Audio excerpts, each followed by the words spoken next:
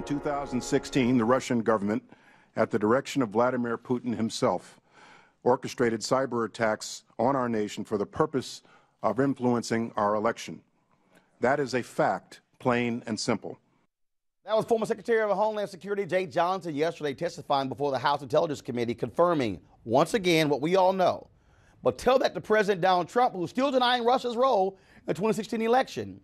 Listen to this exchange between a reporter and White House Press Secretary Sean Spicer Tuesday. Just very plainly, a yes or no answer. Does President Trump believe that the Russian government interfered in the 2016 elections? I think I have not sat down and talked to him about that specific thing. Obviously, we've been dealing with a lot of other issues today. I'd be glad to touch base. Generally speaking, I mean, this conversation about Russian interference in our elections, there's 16 intelligence agencies that say that they did. The former FBI director said that without a doubt the Russians interfered. I understand. I've seen the reports. Does the president share those views? I have not sat down and asked him about a specific reaction to him, so I'd be glad to touch base and get back to you. Johnson also told lawmakers he was aware of hacks into the computer system of the DNC in 2016, but when approached by the FBI and Homeland Security, the committee rejected offers of help. In retrospect, it would be easy for me to say that I should have bought a sleeping bag and camped out in front of the DNC in late summer, with the benefit of hindsight. We also learned yesterday that Russian hackers targeted election systems in 21 states during the 2016 election, according to Homeland Security officials who testified before the Senate Intelligence Committee. Yesterday, however, they said there's no evidence vote tallies were affected. Joining us by phone from Philadelphia is Malcolm Nance, counterterrorism expert and author of the book, The Plot to Hack America, How Putin's Cyber Spies and WikiLeaks Tried to Steal the 2016 Election. It's stunning, Malcolm, Again, when you hear another official detailing how Russia not only targeted America, but targeted specific states, 21.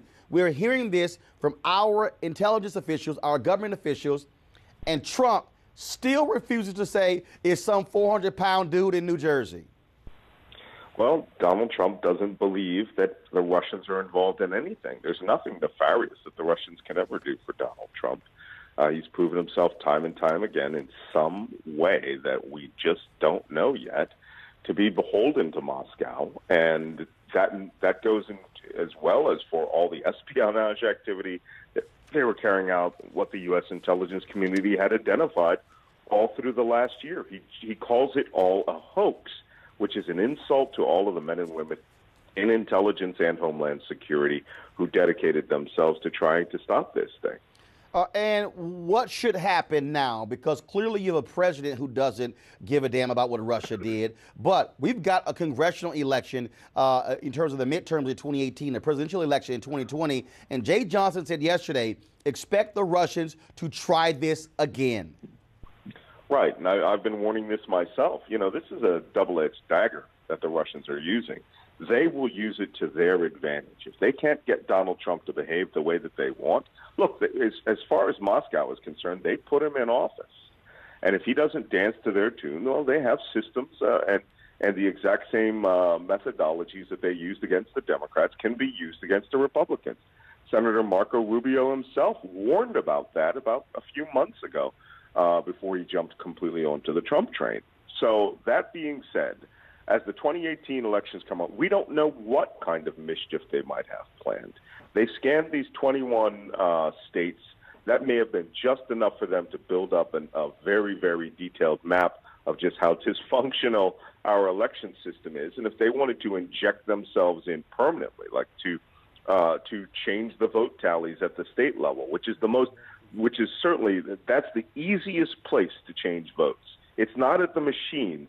It's at that one computer that just adds up all the reporting from the county. And Malcolm, Malcolm, because Ralph, you chimed in. Go ahead. There has been absolutely no proof that Russia changed any vote anywhere, at any polling place, on any computer, in any state, territory of the United States, period, end of discussion. So, Ralph, should we be concerned that they were able to access systems? Oh, of course, we should be concerned that they were able to access, but then to infer that they changed votes and they gave votes to Donald Trump and they took votes away from Hillary Clinton, that is not true. Malcolm, go ahead and respond. No one inferred that.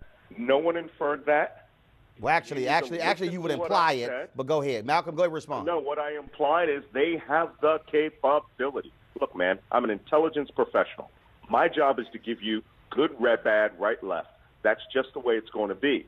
These people have systems. They could do it.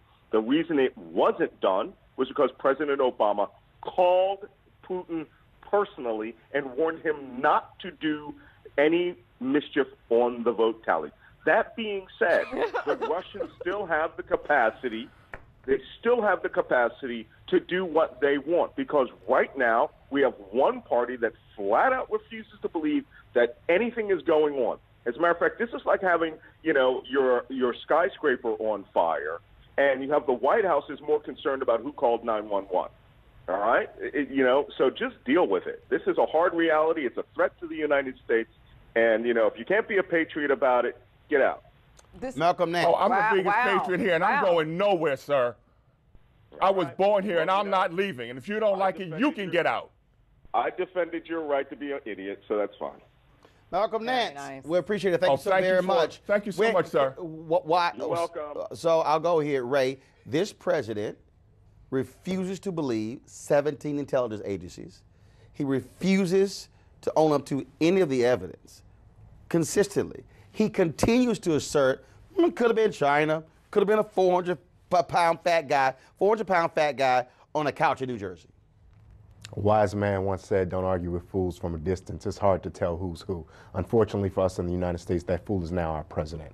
And to our point about who's more patriotic than the other and who's not going anywhere as opposed to the other, all of that becomes very useless conversation as to the things that matter. Yeah, but typically with people like him, that's what they do. They resort to name calling when they don't have anything substantive to say. I want you to answer the question again. Are you not concerned, Melanie, with a president who refuses to even acknowledge Russia's involvement in trying to hack our election?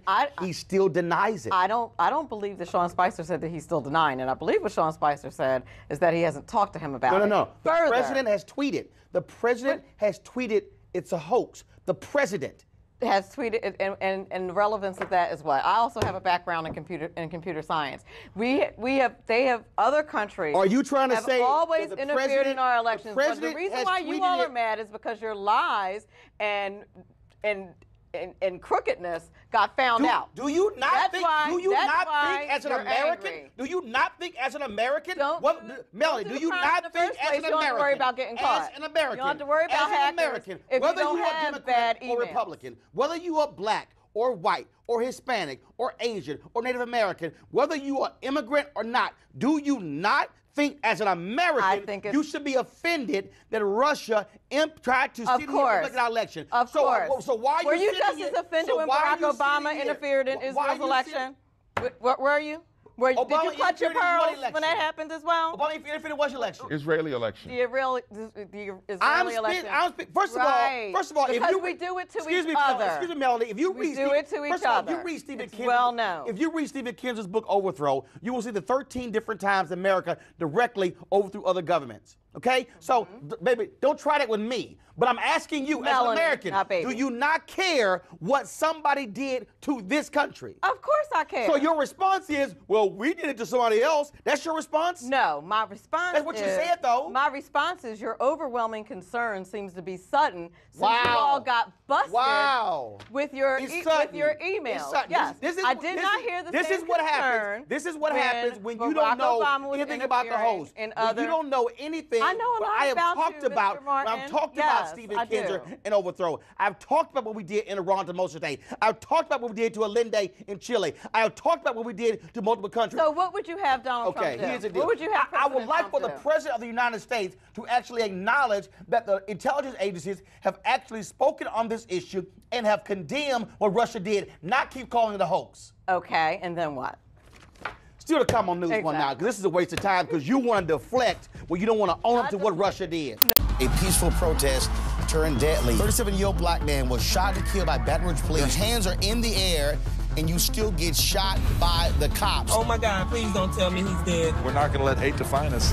Race is a big part of this. If truly all lives matter, then all lives need to matter equally. What we require is action. What we require is accountability. We understand that black lives do matter, and we will keep focused on this issue. NewsOne Now, every weekday morning at 7 on TV1.